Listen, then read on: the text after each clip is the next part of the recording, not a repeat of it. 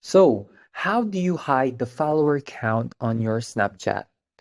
So, to start off, let's open up Snapchat. Now, here you just need to hover to the top left to your profile. Now, here you need to click on your public profile and hit OK.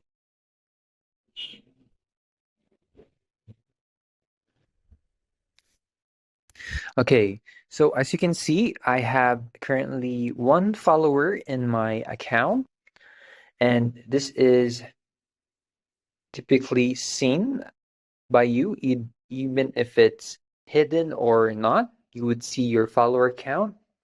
Now, just go over to the top right, click on the settings. Then here you need to click on edit profile.